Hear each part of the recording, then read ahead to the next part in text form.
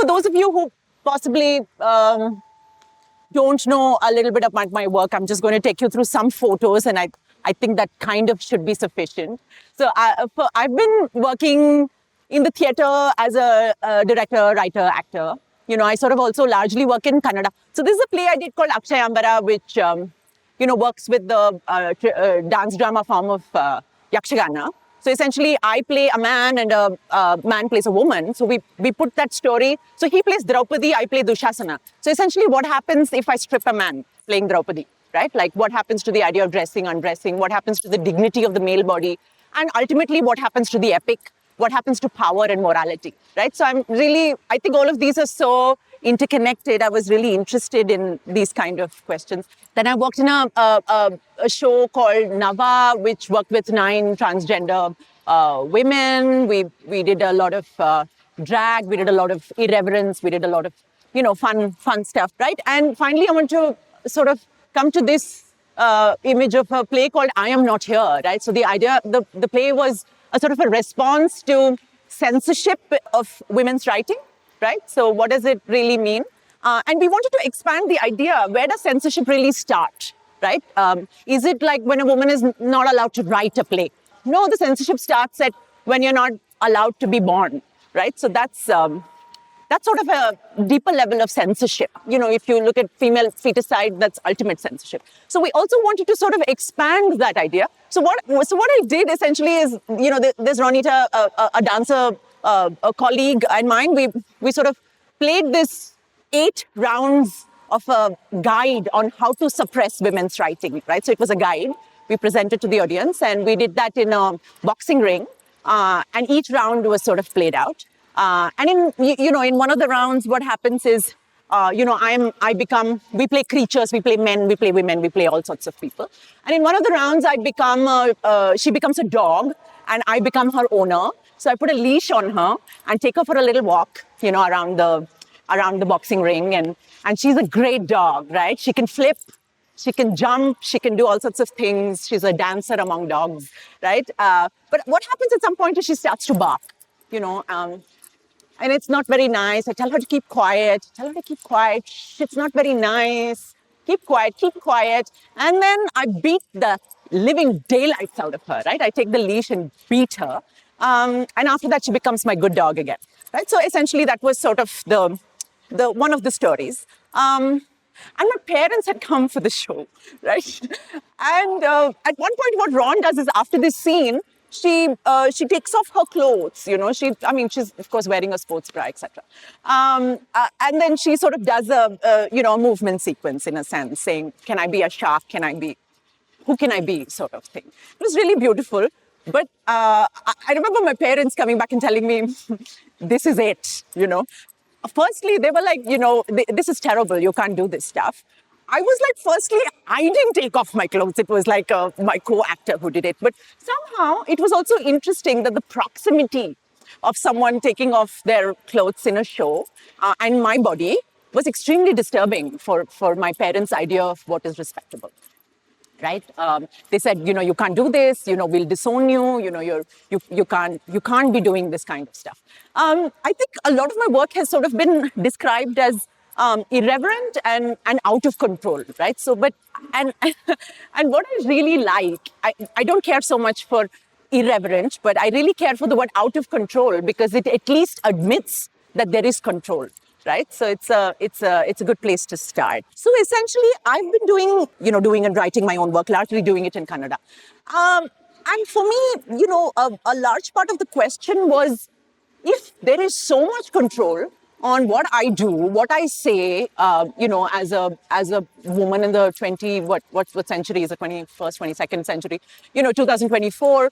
What did the women in the theatre do before me, right? So who are in a sense my ancestors, in the theatre, and what did these women do, because essentially what I can do and not do is really, we stand on their shoulders, right? I mean, what they did before me. What did they do in this unrelenting misogyny? What did they do? They must have been, subversions. They must have been something they did, right? On whose shoulders does my work stand? It was a search, sort of a question of ancestry, not of blood, but of profession, right? So there is a professional ancestry, and I draw this lineage to these women before me.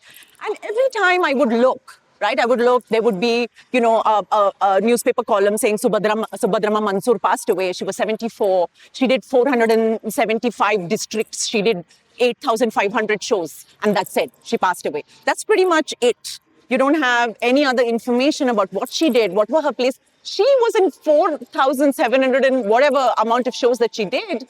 I want to know a little bit more about what she did, right? And that information is not available. Like most people without a history, you search for one. You have to construct that history for yourself. And the history, and therefore the story I'm going to tell you today is really that history. Maybe it's part fiction, in some sense, because I've had to fill the holes with some amount of fiction, right? And some of it is fact. Large parts of it is fact. So like all Netflix specials these days, this is a true story, right? So I'm going to attempt to try and share, what I found in this sort of search for the vulgar women before me, right? And therefore, what even vulgarity even meant. I always felt like when I was called vulgar, I felt that I was being the most respectable. I said the most respectable things whenever I was called vulgar. And whenever I was called respectable, I felt I was doing very vulgar things, I felt like being forced into a marriage is vulgar. I felt like being forced to have children or being a certain kind of woman was extraordinarily vulgar for me, right? So that's what it felt like. I had this kind of inkling. So now I'm going to take this story from where I am right now. I hope you've all had coffee because I'm going to keep jumping between past and present and futures. I'm going to take you to, a time when I was 10 years old, right? So I grew up in Bangalore. If you all remember in the 80s and 90s, when I was a 10-year-old girl, there used to be 7 o'clock, there used to be the classical music program that my grandfather used to watch. And after that, the latest Kannada cinema would play off the talkies, right? And the whole family would skip, of course, the classical music program and come and watch the Kannada film. It was the time of Rajkumar in bell bottoms and, Singapurinalli, Raja Kulla. He was an undercover agent wearing a pink suit. Obviously, he's going to be spotted, but we didn't care. There was, him picking up saying, "Hello, operator." It was so cool. He was so sexy. He was like doing all these James Bond ripoffs. He was like, "If you come today," right? You remember "Love Me or Hate Me." And there was also a whole lot of this extremely vulgar stuff that I don't think as a 9-year-old I should have been listening to, like Tripura, Sundari, Barini, Hasimanage, right? Like this kind of ding dong ding, rock and roll. And we kind of knew what ding dong ding was, right?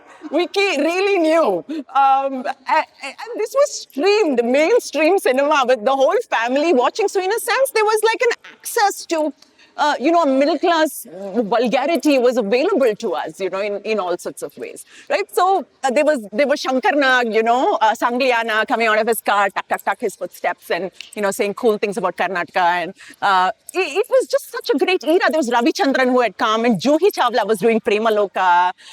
It was such a great time. And Kannada Barro Dilwa, all of that stuff was happening. Vishnu Vardhan was the principal. It was all really, really cool. And if there were also monkeys and elephants, and the monkeys always had shots with like a hole for the tail, and it was all very friendly, animal friendly, beautiful things. That was sort of happening in Kannada cinema at that time, and we wanted to watch it. And I remember my grandfather saying, "Amma, don't make them watch this anti-intellectual activity," right? And that only strengthened our resolve to watch it. I wanted to be ruined by Kannada cinema, right? Like I really wanted to be anti-intellectual. So at that time, I remember sort of searching for myself in the heroines of the time, right? And they would all start with, sometimes they would be, beautiful, desirable women.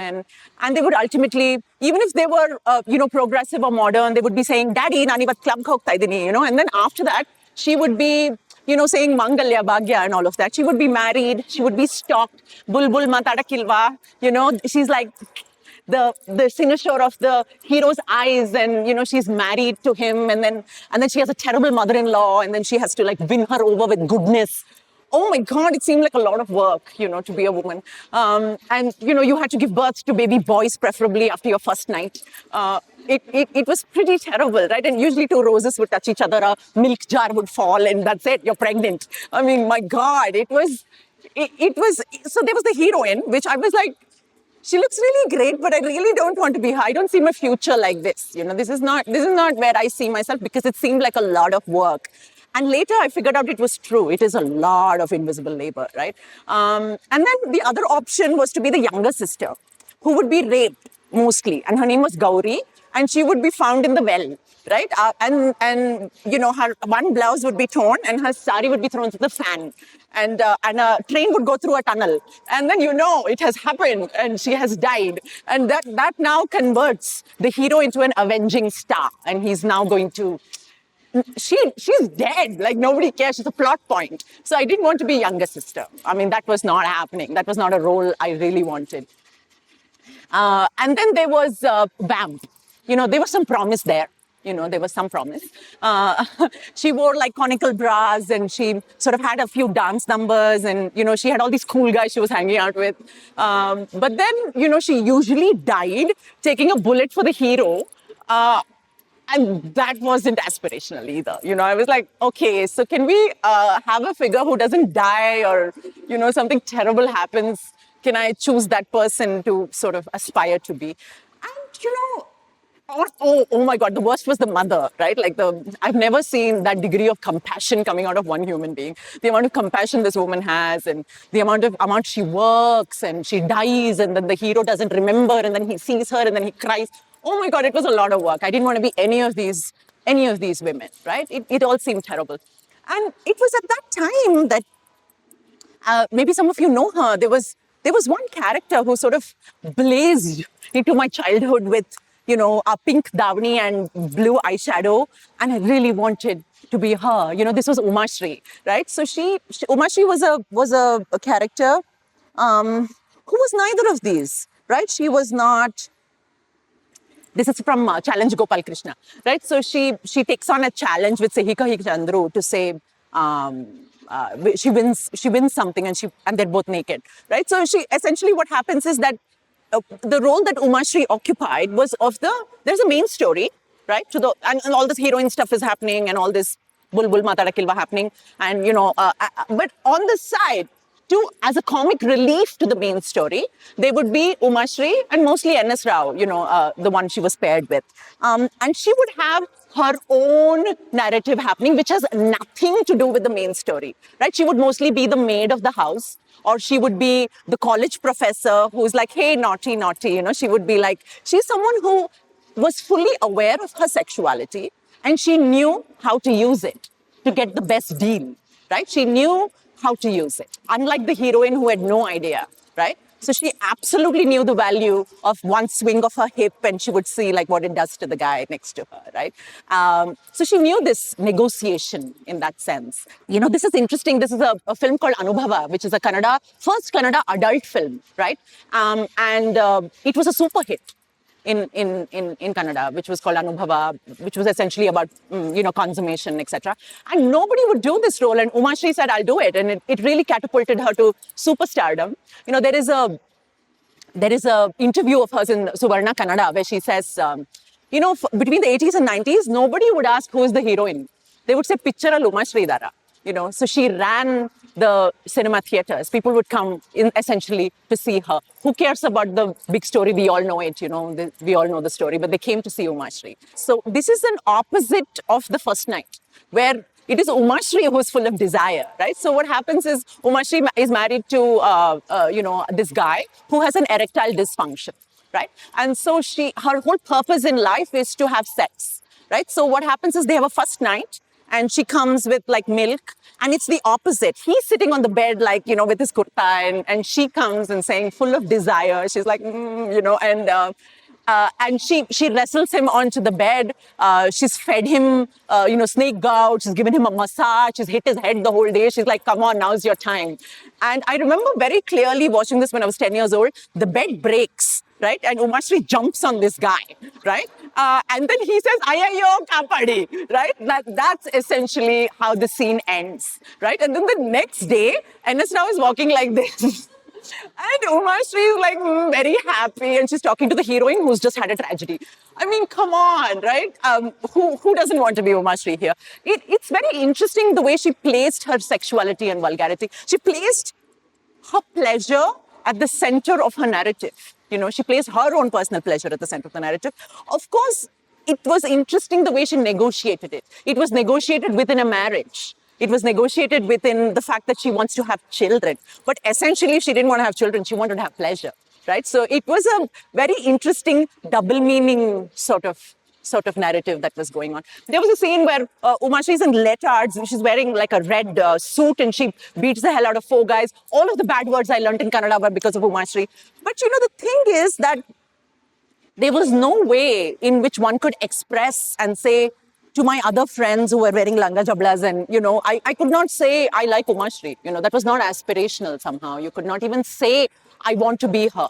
You default have to aspire to be heroine status. And cut to many years later when my parents were saying, you can't do this theater stuff. You can't be doing like, this kind of boxing ring, beating dog stuff, right? When they say that, I realize it's the same confines. They want me to be the heroine, right? They want me to be in that narrative of good girl, who's just at home saying, chi hogi pa, doing this, right? Where sexuality is really that. It's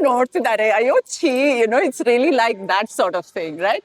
It is a very controlled within a marriage sort of good girl's sexuality, right? Which will lead to children in marriage. But Umashri did not really have that. So for me, many years later, after doing theater and after, not even public, but parents saying you can't do this kind of theater. I mean, they've given up now, of course, because I went to New York, and that sort of supersedes Brahminical patriarchy, right? They're like, "Nam hodiki New York hogbididale," means, oh, everything is okay.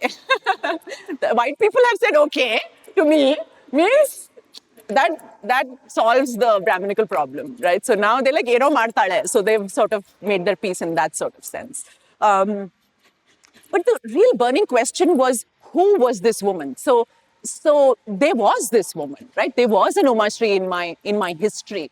There was her, and therefore, so what happened to her? And if she was doing cinema at that time, and cinema and talkies and theater was so closely interlinked, I'm sure she can't have been just one person. She must have been part of like a larger group of people doing this.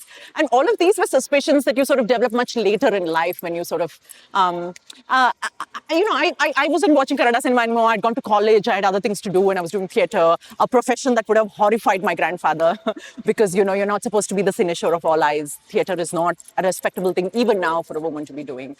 Of course, I talk from my caste background and from my position. So essentially, the burning question was, who was she? And I needed to find my ancestors before me, right?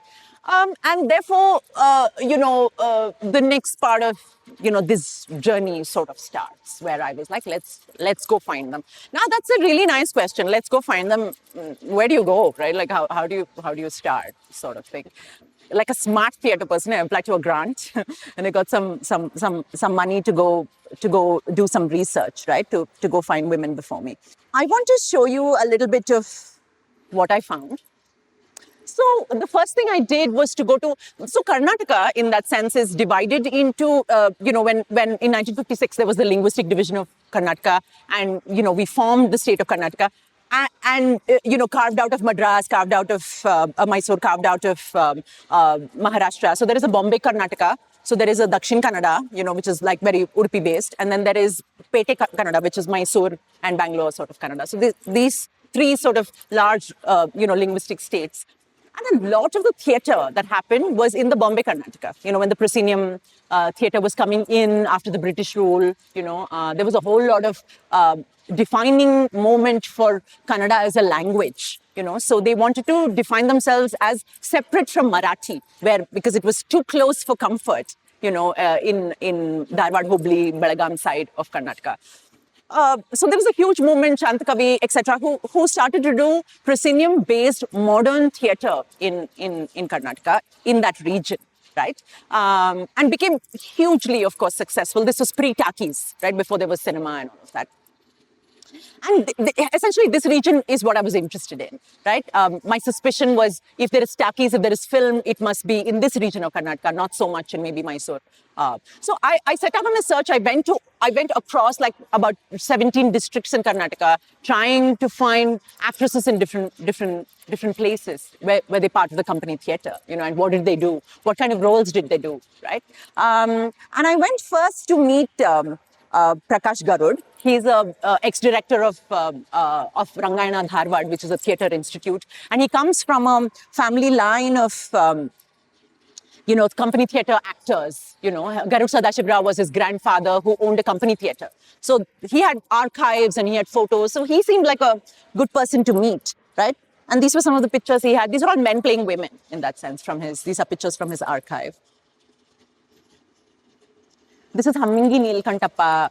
Look at that Parisian little feather. So much inspiration from the Paris circuits and all of that. I mean, these were all really nice, gorgeous photos. Okay, very interesting. But I was in search of someone else. I was in search of a vulgar woman. I was in search of this character. So this all was, I spent a couple of days with him, and this all was a little boring. And I was like, okay, so maybe I should go on to something else from here. And then he said, you know what, before you go, there is a CD, let me play it for you, you might like it, right? And so I kind of have a picture of the exact moment in which he actually played that for me.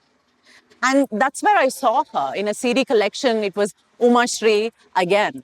She was on the company theatre stage with her pink skirt and her blue eyeshadow, and she was part of my theatre history. So from being 10 years old to being, 40 years old, I find Uma Shri 30 years later, one more time in Prakash Garud's archive, right? Doing exactly what she always did, right? So, and I felt like my hunch was real.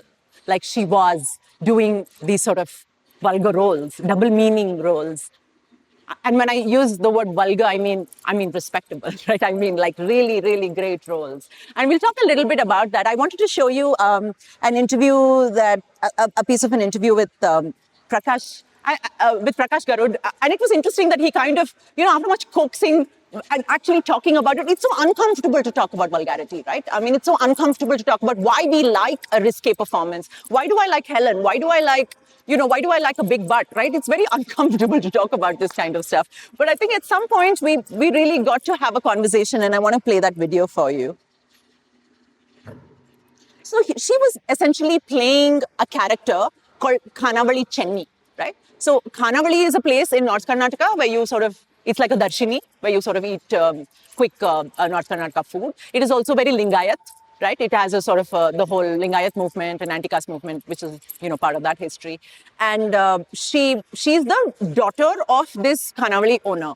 And she is hungry in more ways than one, right? And so she also provides meals in more ways than one. And she sort of has her eye on all of the men in the village. And it's really interesting because she sort of stands at the center of that commentary that she's doing on the men in the village, right? What the interesting story about Khanavali Chenni is that Khanavali Chenni, this character, was part of a larger play called Bus Conductor, right? It was she was a small character in a large play. After a while, what started happening is that the public used to come to watch only Uma Shri. And they would be like, we want to watch Khanavali Chenni. So Bus Conductor became Khanavali Chenni, right? So a small character overtook the narrative and became the main character. And all of the main characters in that play became sort of, small players in her show.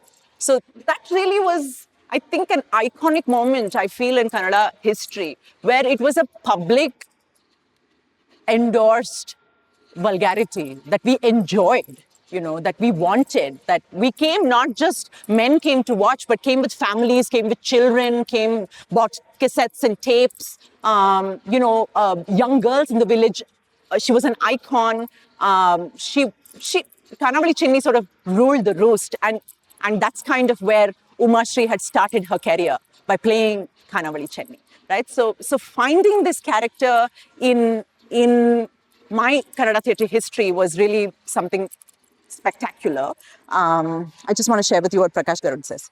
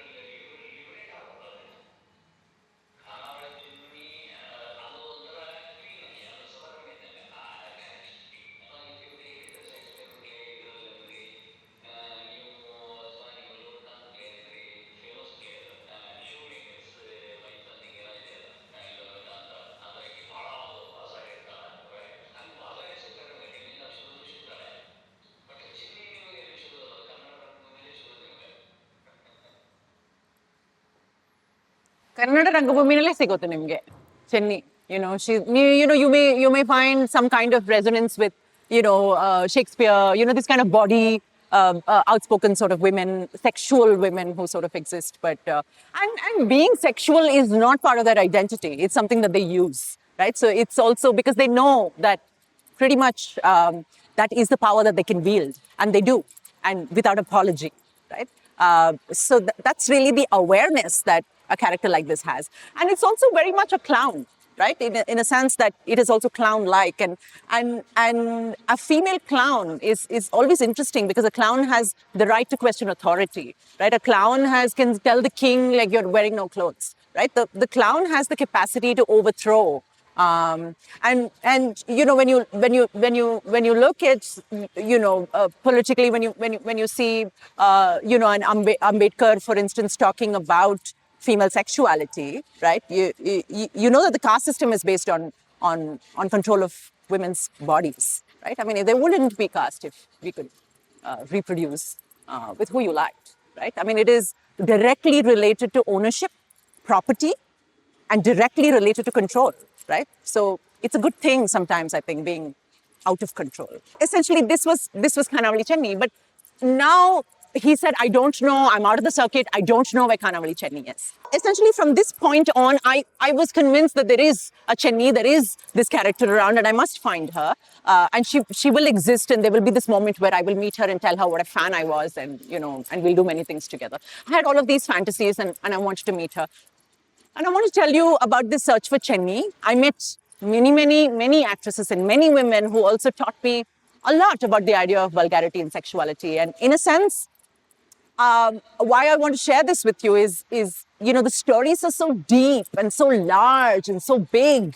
Alad marad jivna antare, like it's a life like a banyan tree, right? And all you can really do, and I can present you today, is like a bonsai of that alad marad jivna.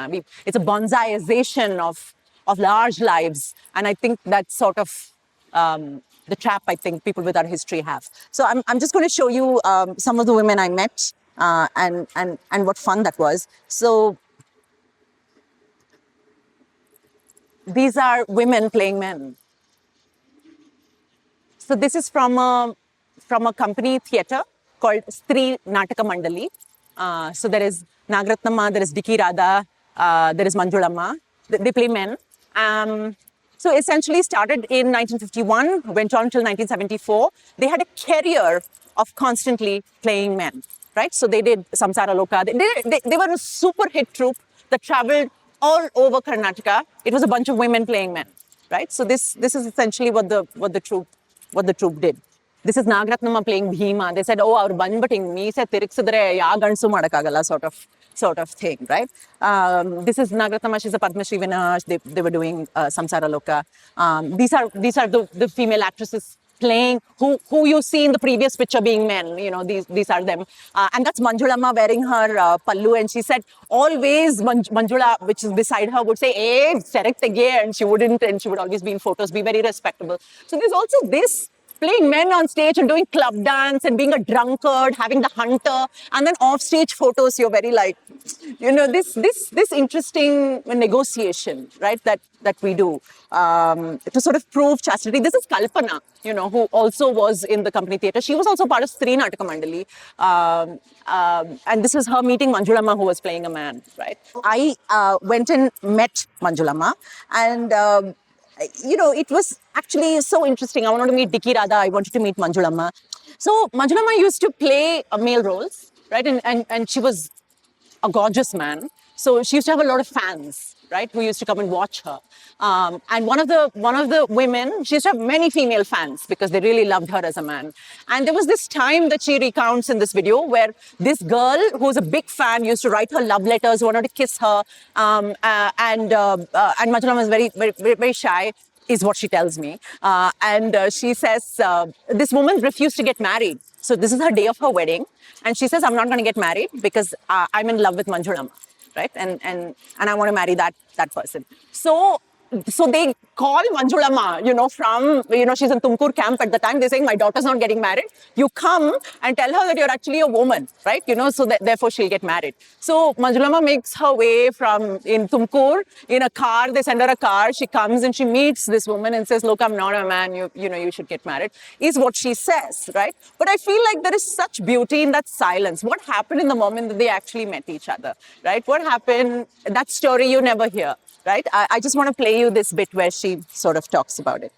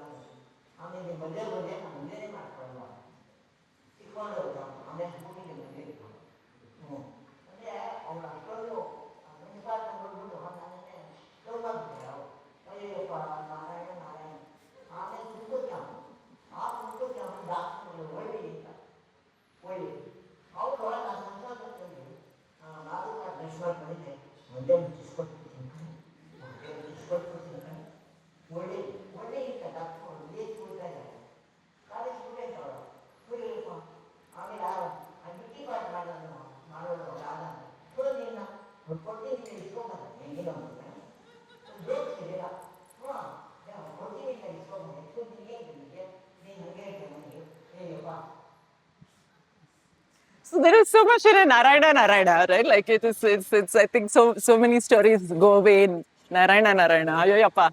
You know, I thought that was just such a beautiful story of hers. And I wanted to know, so she used to play the drunkard, she used to play the hunter, Doddaila Girtittu, you know, this old woman sitting there telling you that you know, without teeth, she's sitting there, and you kind of expect her to be very different, but she's, you know, singing very raunchy songs, and she's sort of telling you very different stories from what you expect. right? And then I was asking us about 4, 5 photos remain because many photos were not taken. And I was asking her about Dikki Radha, who is this woman? And apparently she's like, Nan Kudka, our cigarette was her thing because the Dikki Radha was a chain smoker, even in real life, right? So she used to be a chain smoker. And on stage, when she played a man, she could use that as a tactic, right? So she apparently her deal was she used to do a ring and put another ring through it, right? And then the crowd would go crazy, right? So they were like, wait for Dikki Radha to do this, the smoker Dikki Radha. So, I mean, how exciting. So essentially, I was like, what happened to Dikki Radha? And I want to kind of show you what sort of actually happens to these kind of narratives.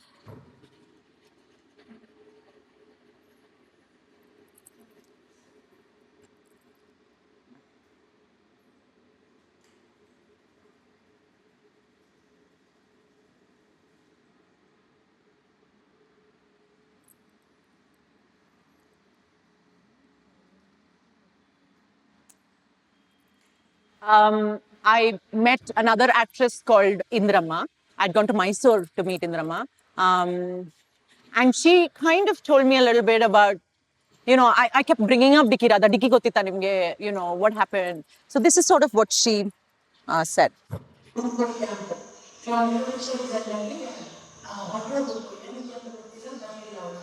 That's her talking about Dikki. Tumkur camp, she disappeared.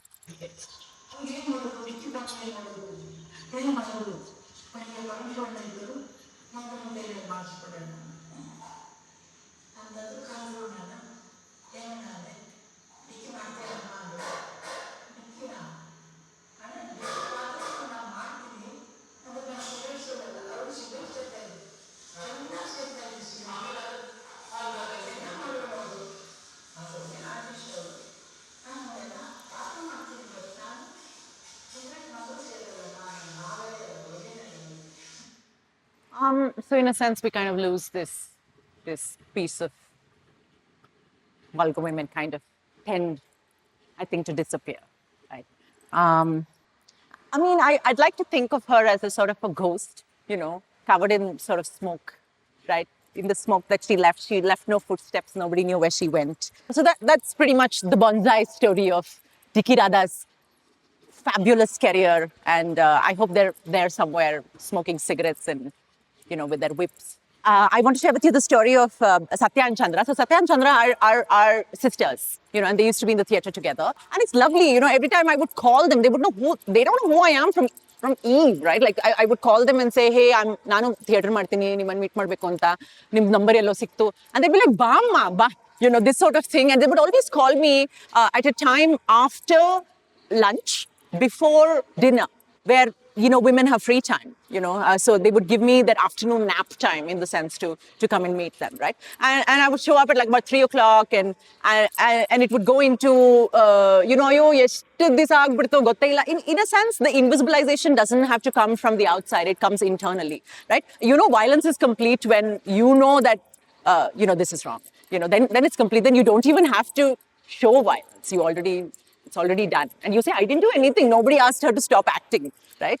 She decided to stop acting. But did she really decide to stop acting? And most of the time, it would be photos that is brought from behind the showcase and saying, Ayo, Muttu Raj jate, which is Rajkumar, ಎಷ್ಟು ಚೆನ್ನಾಗಿತ್ತು ನೋಡಿ ಎಷ್ಟು ಮುದ್ದಾಗಿದ್ದ this kind of thing, ನಾನು ನೋಡಿ ಎಷ್ಟು ಚೆನ್ನಾಗಿದ್ದೆ. And then she turns around the photo to say, ಇದು 1971ರಲ್ಲಿ ಮಡ್ರಾಸ್ನಲ್ಲಿ ಟಾಕೀಸ್ಗೆ ನಾನು cinema actress ಆಗಬೇಕು ಅಂತ. ಬಟ್ ಆಗ್ಲಿಲ್ಲ ಬಿಡಿ, ಮದುವೆ ಆಗೋಯ್ತು, ಆಮೇಲೆ ಏನೋ ಸೀರಿಯಲ್ ಮಾಡ್ಕೊಂಡಿದ್ದೆ. And then it changes, right? And then it's all these photos from under the silk sarees in the cupboard go back under the silk sarees, and all of these transgressive stories that are shared, over chai. And they would be wearing, silk sarees when I come. It would be changed into 90s, and then we would be sitting on her bed and we would be talking, and I'd be like, "ಏನು change agila, hange ide," all of that stuff, going on. And it felt like ancestry. It really felt like that. I don't know this woman at all, but for that moment we were together in some kind of shared history. Right, so I want to show you Chandra, and I think, or maybe I'll show it to you and you'll see.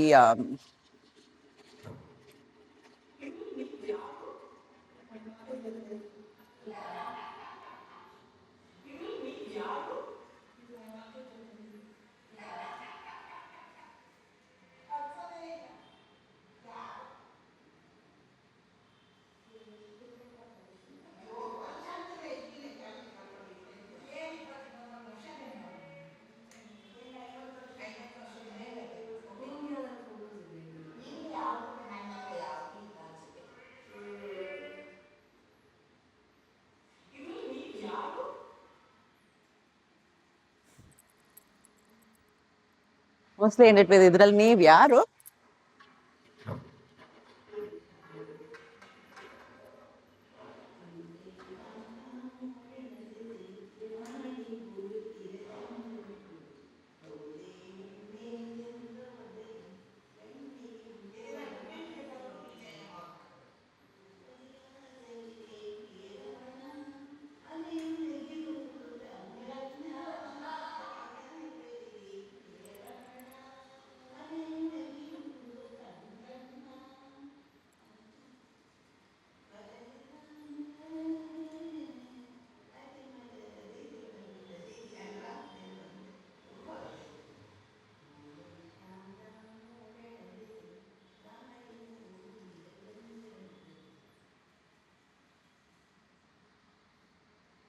I want to show you the story of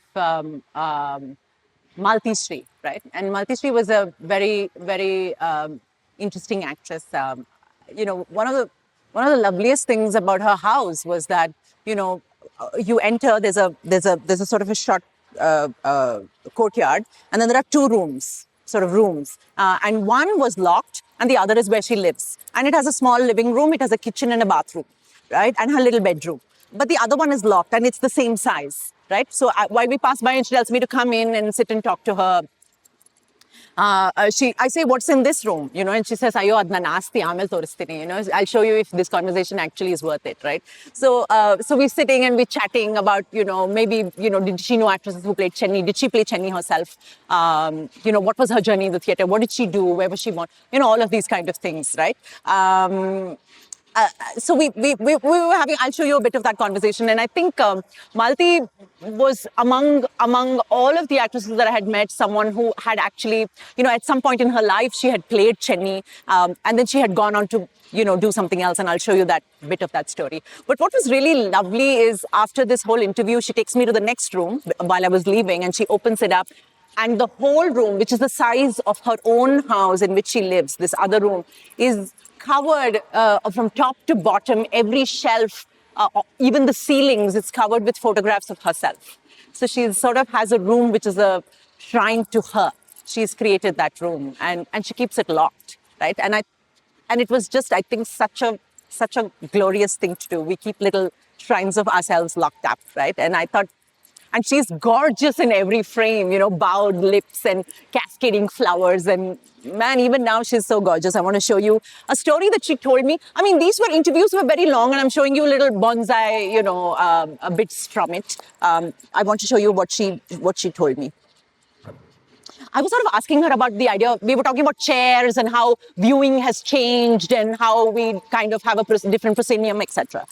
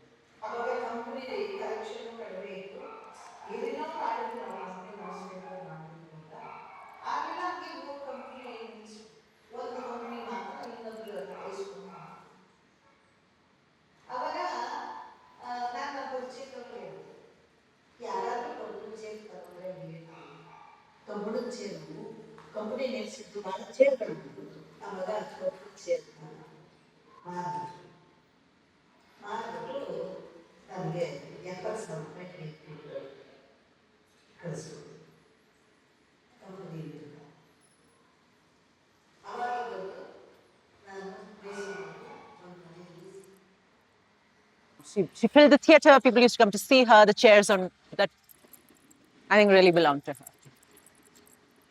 This is the picture of her and her husband, and we've sort of made a rip-off on it.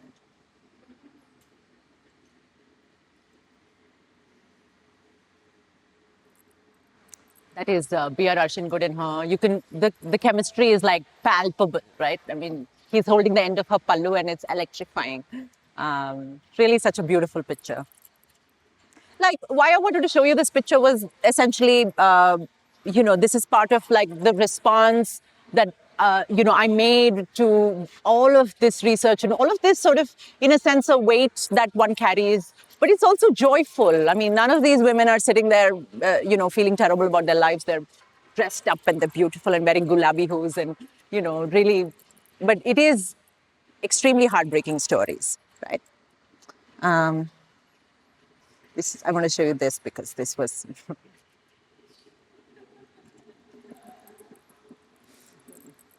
They did, I think there's a reason why the women fell in love with them. I think that's beyond mistaking them for a man. I really think there's something else there, right?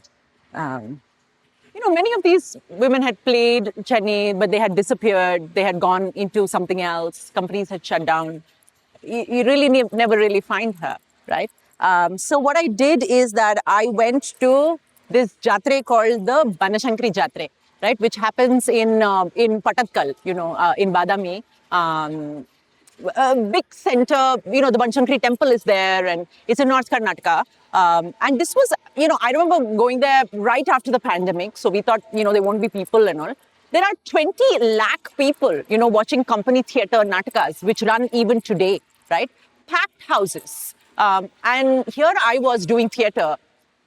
A full house in Rangashankara is 350. Here were 20 lakh people, thronging to shows, full house, 4 shows a day, different company theatres doing, different shows. So I was like, okay, here is where I will find Chenni, right? Here is where I will find her and she will be ruling the roost somewhere in one of these shows, right? So I just want to show you some visuals of...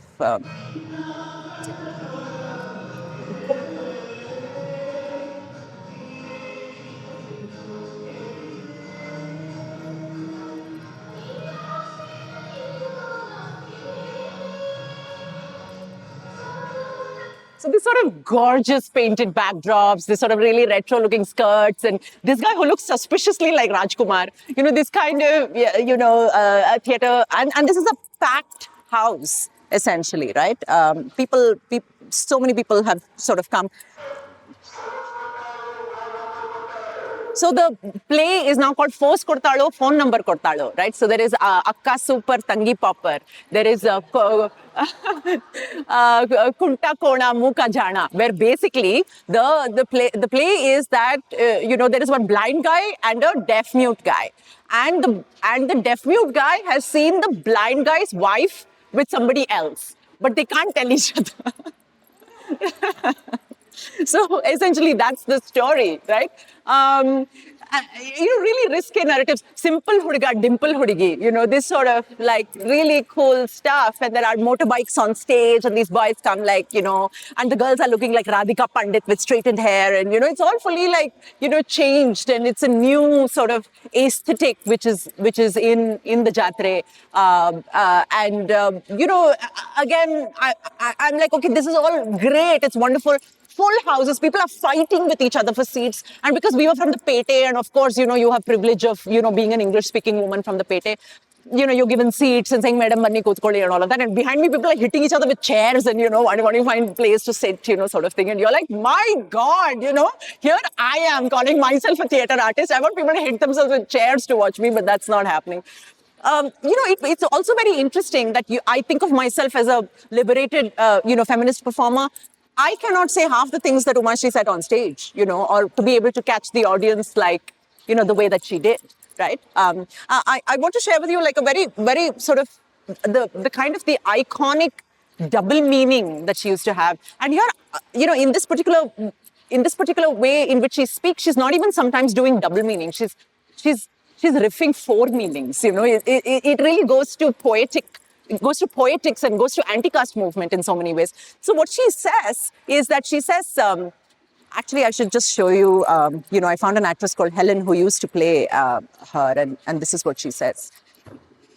She says, ಏನಿದ್ಯಪ್ಪ ಜೀವನದ್ಯಾಗ ಎಲ್ಲ ಶೂನ್ಯ, zero. She says, ಇರೋದಲ್ಲ ಆ ಜೀರೋದೊಳಗ, right? So she says, everyone is in search of the shunya babies, right? So, and she says, ನಾನು ಧ್ವನಿನ ಕೆಳಗಿಳಿಸ್ತೀನಿ ಅವಾಗ, ಜೀರೋದೊಳಗ. Right? And she says, everyone goes crazy when she says that. And she said, ಶೂನ್ಯನ ಸಂಪಾದಿಸ್ಬೇಕು ಅಂತ ರಾಜರು, ಮಹಾರಾಜರು, ಋಷಿರು, ಮುನಿರು ಎಲ್ಲ ಹೊಡೆದಾಡಿದ್ರು, ಯಾವನ್ಗೂ ಸಿಗ್ಲಿಲ್ಲ. ಅಲ್ಲಮ್ಮ ಪ್ರಭುಗ್ ಒಂದ್ ಸಿಕ್ತಂತೆ, ಎಲ್ಲರೂ ಅದ್ರ ಸುಖ ಬಯಸಿದ್ರು, ಆದ್ರೆ ಆಳ ಸಿಗ್ಲಿಲ್ಲ ನೋಡಿ. She says, you didn't get the depth of that shunya, right? They didn't get it. And she says, the only one who got it was probably Allama Prabhu. ಅವನನ್ನ ಬಿಟ್ರೆ ನನಗೆ, she says, so it is incredible the number of meanings that she's juggling in this statement. She's using the anti-caste movement, and therefore ownership of her body. Suddenly you're thinking of Akka Mahadevi without her clothes walking across Karnataka, who again you think, my God, my ancestry lies there, right? So she's bringing Allama Prabhu, the greatest, sort of sage of the anti-caste movement, of the Basavana Shunya Sampadane movement. And she uses Shunya Sampadane and Aikya agodu, which is divinity, to become one with divinity as a motive of sex. So she sort of brings these multiple meanings without explicitly ever saying which is which or what is what, right? So this is sort of the mastery of this kind of speech. And I think that sort of really is for me like a crowning jewel of the idea of female vulgarity. The female vulgarity is always a revolution, right? It's always a pratirodha. It upends existing order. And it does that not by risking its life by coming out, with agenda, but it just does that by dancing a little bit with the confines of patriarchy. Oh, did you think that? Oh, it's not that, what did you think? Right? And Umashri had, as a part of Khanavali Chinni, many women played, Khanavali Chinni, which we don't see anymore in the theatre, right? But what these women did, I think, is to develop a shaili. I think it's a form. The sexual vulgar woman of Kannada theatre, I think, is a form. And I think it should be taught as a form. The way that we teach a Kathakali or a Bharatanatyam, it should be taught, right? Because it is an art form. It is through years of practice. It is contemporary. It is literary. It is the idea of landing a timing. What is zero dolaga? Where do you land that, right? It's so beautiful, the capacity to be able to do that sort of thing. So I really felt like at the end of it, it was a shaili. It wasn't just one woman. This was a series of women who watched each other and developed this movement, right? And it was financially lucrative. They made a lot of money. I want to tell you, if you know what happened to Umashri later in life, she became a woman without culture, right? Became the minister for Kannada and culture, right? That's what she did. So in a sense, when you're a vulgar woman, or when you know what vulgarity really means, you know how to navigate in a world that is truly vulgar, right? You sort of know that. She became the minister for Kannada culture, which I think is such a boss move, right? Like all of the people saying she doesn't have culture, and there she is, minister for the language. And she said, in one interview, she said, Kannada mattu samskruti anta heltivi. Mattu yak beku? She said, Kannada samskruti anni, she said, which was so interesting. She said, there is samskruti and then there is Kannada. So she sort of saw that as different. She knew the hypocrisy of it in a sense. And in 2008, I don't remember, it was 14 or 8, she won her national award, for being at a time when actresses, of her age, of her time, like a Kalpana had died by suicide, and Aarti had disappeared to the US, run away from an abusive marriage. Sudharani, I don't know what happened to her. Everyone has disappeared into black holes of womanhood. Umashri wins the national award, right, for Gulabi Takis. And she plays an extremely sexual person, right? In Gulabi Takis, this is a 55-year-old woman playing the role of a midwife and watching serials. That's what the story is really about, and she wins her national award for that. So it felt for me that while I did not find Chenni in the circuits, I think there was hope with finding Umashri's story, right? And to sort of give you a little bit of a closure on what finally happened, because I was really searching all over the company circuits looking for this woman. And what was also interesting is here I was, 3 o'clock in the morning, going to different shows. We're in a village, somewhere in Badami. But I am safe. There are loads of women on the road. If I have to get a cab in Bangalore, and go home at 3 a.m., I won't do it. I'll probably crash at my friend's house, But here you are in a village being able to do that. So I feel like constantly vulgarity, danger, sexuality is being negotiated in very unexpected ways constantly, right? You know what you would think. Oh, I'm in a village and this, it is more dangerous. It's not. I felt like the city, a metro, where women can wear crop tops is more dangerous. I felt more unsafe, right? I could eat girmit and go in a shared auto and go to my hotel and do these kind of things. So what I did is that, I want to end this talk by sort of telling you, I met Jevargiri Rajana, who's a very, very famous company theatre owner. So I had this was part of a 2-hour interview with him. I just want to show you like a 30-second bit, because that's all he would admit to. When I said, where is this Chenni? Where is the woman who did the comedy only by herself and everybody came to see her? She doesn't exist anymore. There are there are heroines, there are mothers, there are sisters. It's back to that narrative. Where is she? Because I've come in search of her. Where is this woman who did double meaning? And this is kind of what he said.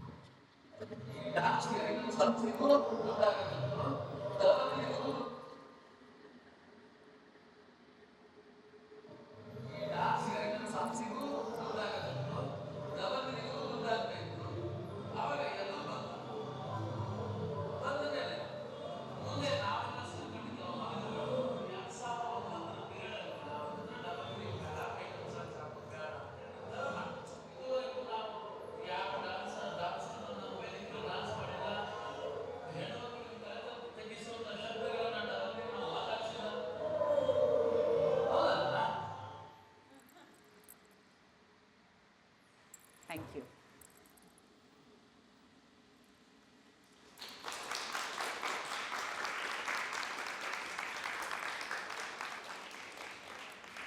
Hi, thank you so much for the talk. A question I had was, oftentimes, at least say in the 2010s or so, there were a lot of Bollywood movies that came out with item songs.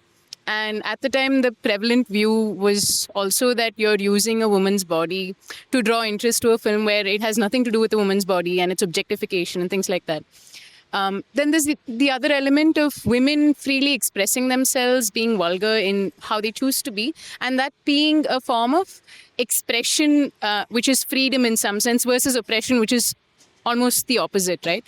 What is the difference between the two? When does something become objectification and therefore oppression, and when does it become freedom and expression? Yeah, thank you for that. I think the answer to that is that the jury is out on that, even in feminist debate. Right, so you have the first wave, second wave feminists. You have the liberal feminists, the rad fem. There is also the jury's out on, is sex work? If sex work is work, then there should be a university, right, where everybody goes and learns sex work, right? Like then it should be a democratic, secular sort of space where everybody's daughter has that.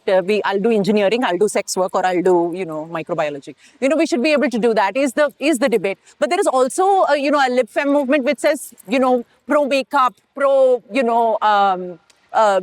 finding freedom in this sort of thing. So I feel like simply because we exist within a punishing patriarchy, several times women's sexuality is broken into half and turned against each other. And we know who profits on that, on the lines between. So I feel like there is really no specific answer to that. The idea I feel like is to have choice, is to have, whatever that means, right? Is to have role models like this. If I knew she was part of my history, if Umashri was part of my history in a very specific way, I think I'd have been a very different kind of theatre actor. I did not have that. I was mostly driven to writing my own plays because I got terrible roles, or I had no fun doing them, So maybe the history of theatre would have been a little different if I could see her as a role model. But the thing is, they disappear. They're sort of willfully gone. So in a sense, the choice becomes redundant, as to what you want to really see as a role model. You do what you see, right? And even hypersexualized body is also definitely catering to male gaze. But I felt like Chenny was catering to her own gaze. She had no need to wear anything which was revealing. If you saw, she was wearing a pink davani, and she had everybody on the edge of their seats, simply because she knew that that's not where it's at, right? Sexuality is not where, sexuality is something else. She said, Chindodi Leela was one of the performer who's dead. She was in Davangere and she was performing, and she used to say, Kaal nodak baroru, madam. She said, then Kaal nodak baroru. And all she used to do is just lift this, and they would come. That's all. They came to see her ankles. And this is when she was 72. She would play a 16-year-old girl. This is Chindodi Leela being a superstar. And age-defying sexuality. And they would come, and Helen was telling me, Namdil cabaret noditirodu, madam. A Chindodi bandidale alli. Avul kaal hinge ettidre ivrella ashtu jananu allodoru avula nodakke. So in a sense, they did not want to see the cabaret. They wanted to see. It's interesting the way the public navigated their responses to this sort of thing. And I think it should exist. I want to be 72 and lift my skirt a little bit, and have people come, or, be able to do a cabaret, and not be, these categories of the slut and the wife, the loose woman and the vulgar, respectable. I feel like that actually in women's experience, it doesn't exist. You don't think of yourself as slut or loose or tight or whatever, you think of yourself as you, right? And those categories are kind of imposed on you, and you sort of realize that, oh my God, they're calling me a slut suddenly. Oh, I better become a wife. These are sort of things that you have to navigate. Of course, no one talks about marital rape when you become a wife, and is that really sex work? Because it is, right? So it's sort of all messed up, right? In that sort of sense. And I think maybe stories like this help us navigate that better. I can't think of a better way to answer that. I just wanted to know what's the status of company theatre as of today? I think it's flourishing, roaring business. In its sort of degraded form. I mean, I'm a theatre actor and I don't know about company theatre circuits. You can ask any theatre actor, they won't know that this exists. I didn't know till I went seeking for it. So in a sense, it's also what becomes invisible, because it's also caters to a different class of people, right? So, I was in the G5A, really tish little, very beautiful theatre in Bombay doing a show. And the guy who was cleaning was listening to Force Kortalo, phone number Kortalo. I'm like, dude, I know this because he's from Maharashtra and he's going to come back. So in a sense, it's also a class. It's also many things, right? And therefore begs the question of vulgarity in its intersection with class and caste and, social status. This Brahminical patriarchy that is so top down. Rajkumar, for example, was from, an OBC caste, but the way that the Kannada movement usurped Rajkumar's image, we say Kannada matadre, Rajkumar tara matadbeku. Like, he has what we call the Mysore Kannada, like a Brahminical Kannada, an aspirational sort of figure for us. So popularity had a lot to do with this kind of narrative as well, right? So where is the space for subversion, for mutiny, for a little riot? Of course, it's also very aspirational that someone like Rajkumar became the hero that he sort of was without coming from a privileged caste, right? And if you see in the Kannada movement, there is the bus that you see of people in the city. You see Kuvempu and you see Rajkumar, right? Rashtra Kavi, Poet Laureate of Karnataka, and you see Rajkumar. Both of them are not a privileged caste. He's Bokkaliga, and one of the only writers among the Gyanpith awardees who is from oppressed caste. I'm not oppressed caste, from not upper caste, right? Otherwise, you have all the Hegades, and then you have the Karnads, and then you have the, all the upper caste male stories, right? But the thing is, what did he win the Gyanpith for? You win the Gyanpith for a body of work, but you also win it for a specific text. And he won it for Ramayana Darshanam, which is extremely Brahminical sort of, take on. Of course, he wrote Shudra Sannyasi. He wrote all of those kind of stories. But what did he win the Gyanpith for? So, in a sense, there is also this crushing aspirational control and the Brahminical patriarchy, in a sense, breathing down our necks in that sort of way. Yeah. Talked about Chandodi Leela and all that. They were already leading in the mainstream. Yeah. So that and disconnect. So how is that kind of traverse like what he said, it was banned. A bunch of company malikas decided, they got together in 2009 and said, we will not do double meaning anymore. Nam ಹೆಣ್ಮಕ್ಳು ಇದೆಲ್ಲ ಮಾತಾಡಬಾರ್ದು. ಅಲ್ವೇನಮ್ಮ, he told me. I said, okay. It was very gentle, very nice. ಈ ಥರ ಎಲ್ಲ ಮಾತಾಡಬಾರ್ದು, ಹಂಗೆಲ್ಲ ಮಾತಾಡಬಾರ್ದು. So it was a banning, essentially, that sort of happened. Where the decision was not taken by the people who performed it, but by somebody else. So, two questions, and the first one is a little naive. I was just wondering, what is the driver to women wanting to act as men, or what put them there? Because the other way one has understood and has been much more common, not just here, but across the country, right? So there are men who are, in fact, internationally, men who are performing women's roles. But I've not heard of women doing men's roles, so I was just trying to understand what are the drivers, or what are the what was the incentive there? What were the circumstances there?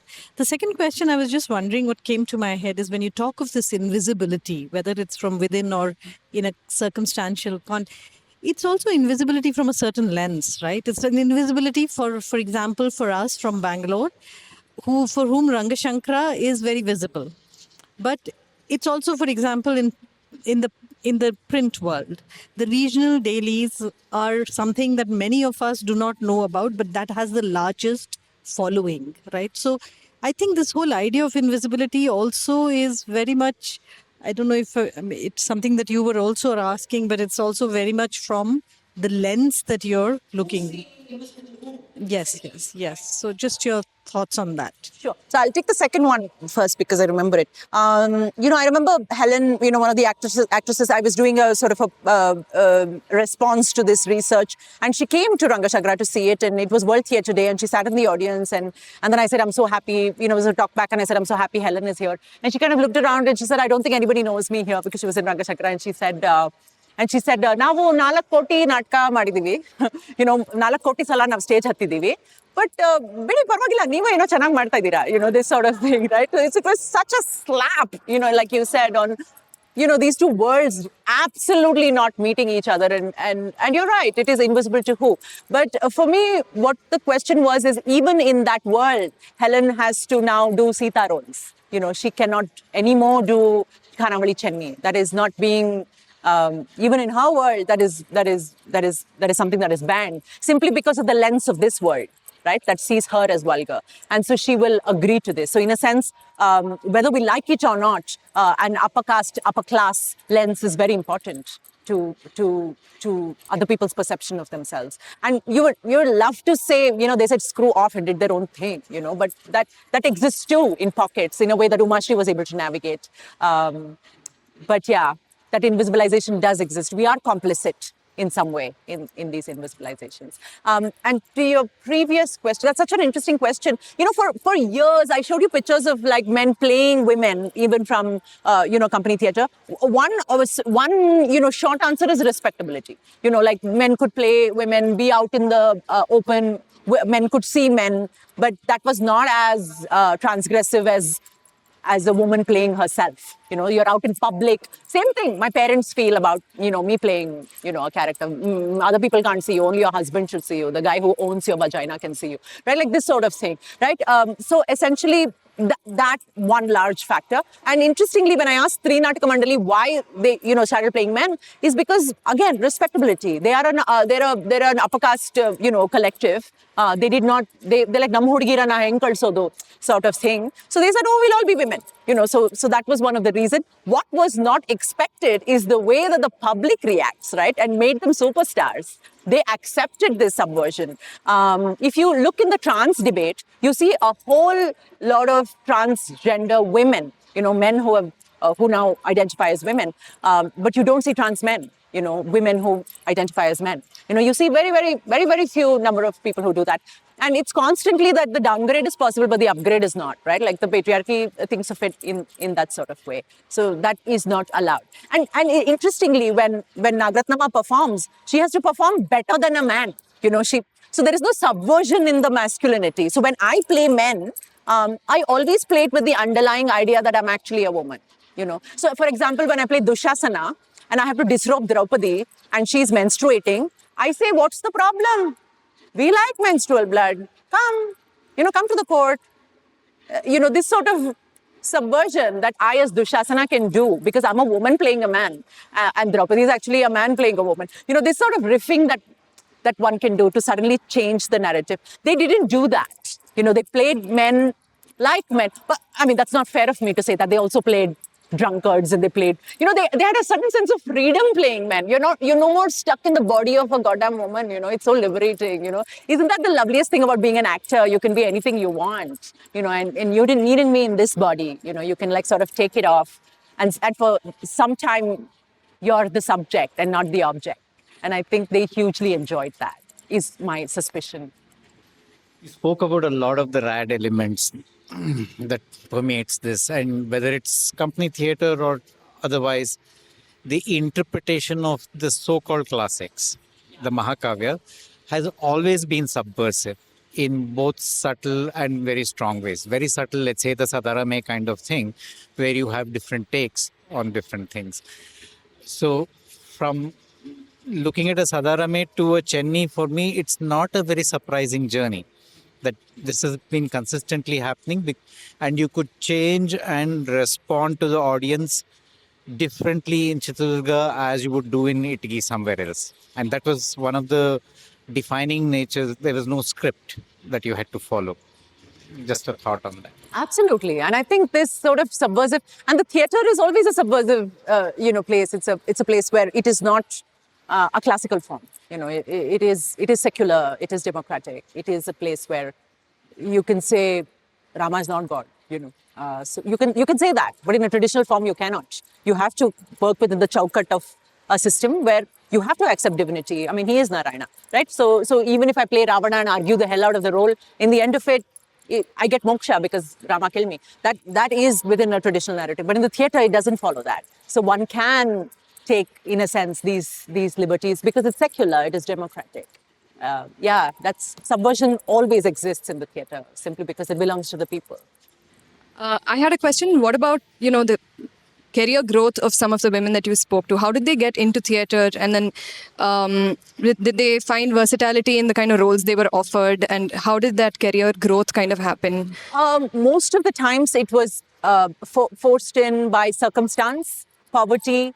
You join at the age of 5, you get food, you get an education, then you start slowly doing roles. So it was also like, of course, there's a large part of women who said anivaryate, there was no other option.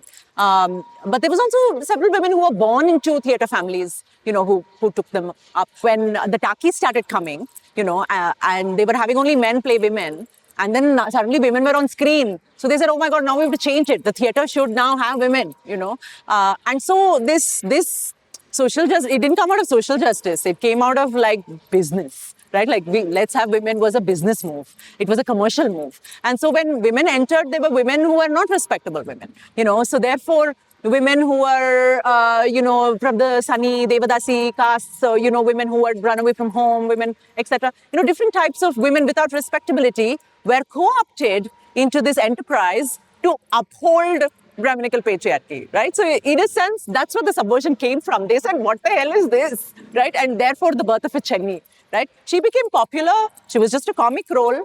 And then she started to improvise. And then she became extremely famous. So in a sense, Uma Shri was a single mother. She had her husband had left her. She was wandering around with her 2 kids and she was in Makalakota and she saw a theatre performance going there. She went to the stage and said, "Yesh kortira, if I do perform here." And they said, "Innu rupai kortivi." And she said, "Keep my kids down and say, bharti nahi ga, yen roli de." This kind of anivaryate, right? But from there, she's able to express herself because she knows that this is a bullshit system, right? She, in a sense that she's able to bring subversion in her anger and her rage in this extremely clown fashion. She's able to convert that. I remember calling Umashri and saying, Madam, meet Marboda. And she said, ನೀವು ಯಾವ ದೇಶದವರು? She said, I said, no, Kannada.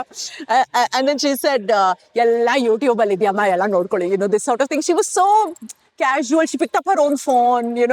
It was just really interesting. And she did not want to talk about Khanavali Chenni. There is an biography that is written about Umashri, and it's a tiny little 100-page novella sort of thing, in which Khanavali Chenni is a passing mention. Right, and it talks about how she did Vadalada, which is Devnur Mahadeva's epic writing, in which she plays the old woman in it. She plays a old woman in a Dalit basti. She plays about 75-year-old woman when she was 20. And she was absolutely fantastic, because she's a fantastic actress. And they sort of talk about that as her entry to the stage, but that was not her entry to the stage. Khanavali Chenni was her entry to the stage, but it is not mentioned. So it's that kind of invisibilization, that kind of editing that sort of goes, yeah. When you initially spoke about Khanavali Chenni, right, being a small portion of a big play, and then that taking the precedence over the actual plot. Is it because of the writing, or I just have a question here. Is it because of the woman who played the character being so good on stage, or is the writing different? Like somebody else writes that and then she performs, or does she improvise it on stage, and how does it work? Yeah, great question. Thank you. I think it's also sort of looking at literature, right? As in the role of the heroine would be very specifically charted. So it's written for her, because you have to have specific plot points where she has to, do certain things to get the narrative going. But when it comes to the comic role, there is no narrative. They write it for themselves, because it has nothing to do with the main story.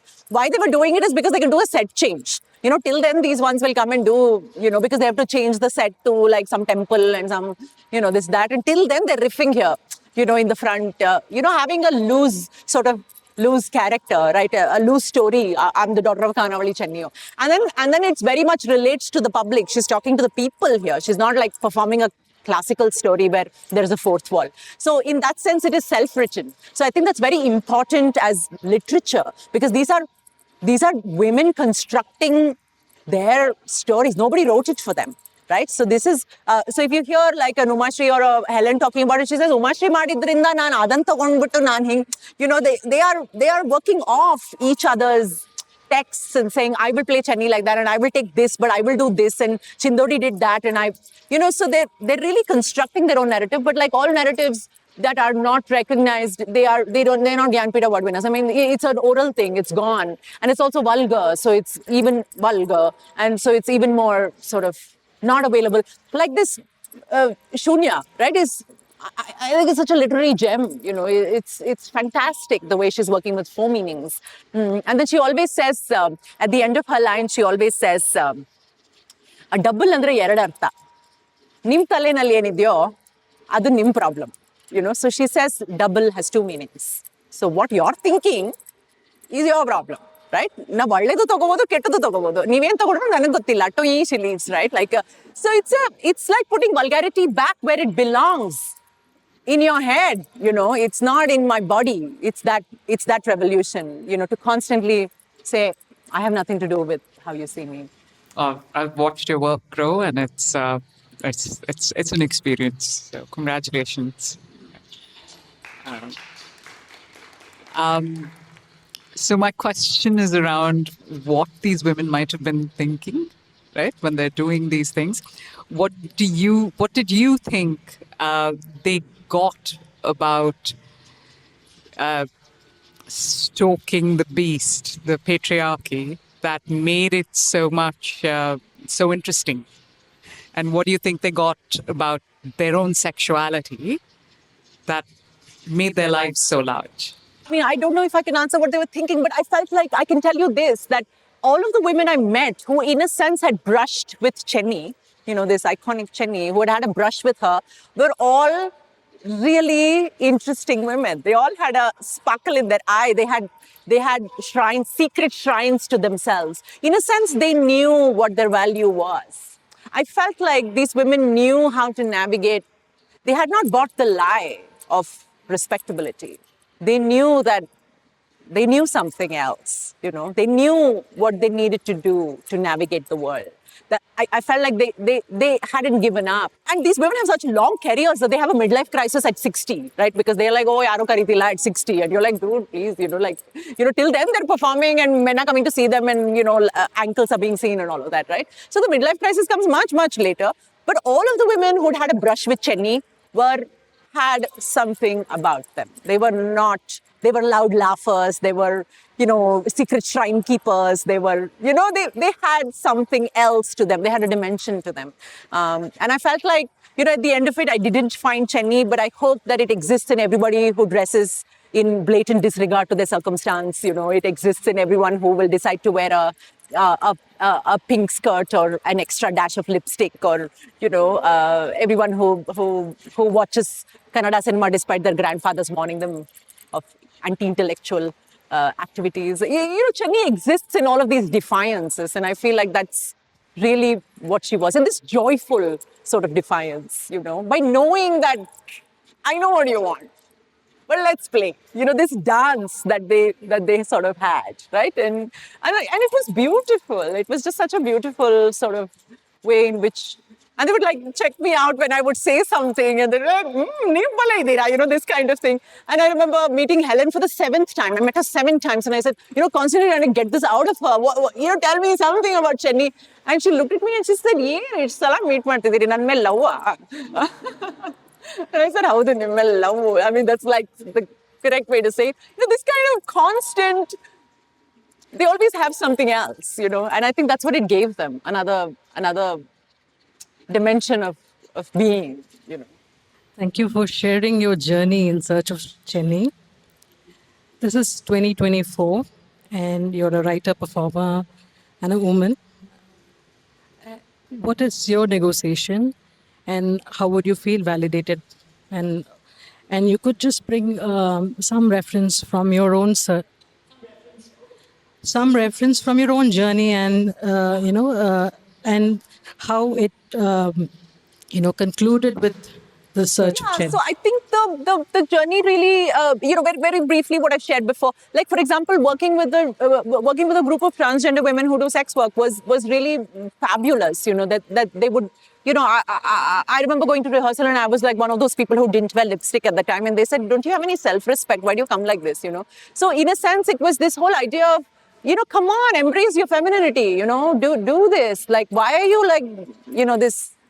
Be there, you're a woman, enjoy it, what seemed to be and I don't think I'd ever been told to enjoy myself or enjoy my womanhood or enjoy the fact that I'm here and I'm alive, this sort of thing. And I mean, enjoyment won, and they so sort of without apology placed themselves at the center of that enjoyment and claimed it, and that itself was very, very exciting, very revealing. And I realized I wasn't doing that, and like I was telling you, a lot of my work was called irreverent and out of control, right? Like sort of thing. And I feel like now it's not. I'm placed in history. I feel like I actually have, I'm like, I'm not, I'm part of like, I have a line, I have history, I have legitimacy, for my work to be what it is. I always felt like a freak, for feeling the things you feel, or writing the things that you write. But now you feel like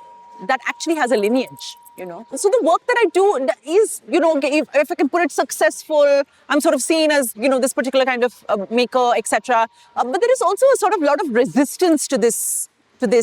I'll tell you an example. When I was talking about the Dushasana scene, where I say, when I'm playing Dushasana and I tell the man playing the woman to, come, you're menstruating, big deal. I want to see your menstrual blood, fall on this entire palace floor. I want to see it, because we're men like that, is sort of what I'm saying. And in the scene, what happens is that the actor slaps me and the audience claps. They clap. They say, very good. If she asks questions like that, slap her. And mostly what happens is the people who, and becomes very difficult to perform. You want to say, what, everyone who clapped, leave this room, is what I want to say. Why should I perform to you? Why is it my job to convince you? You've come to see my work. You've come to see my opinion. Like, don't clap at random shit. Like, you know what I mean? And the people who actually get it are quiet. There is no clapping for approval, right? That, so I've started to sort of count silences. I've started to use invisibilization in some way as validation, to use that as as a way to go maybe forward.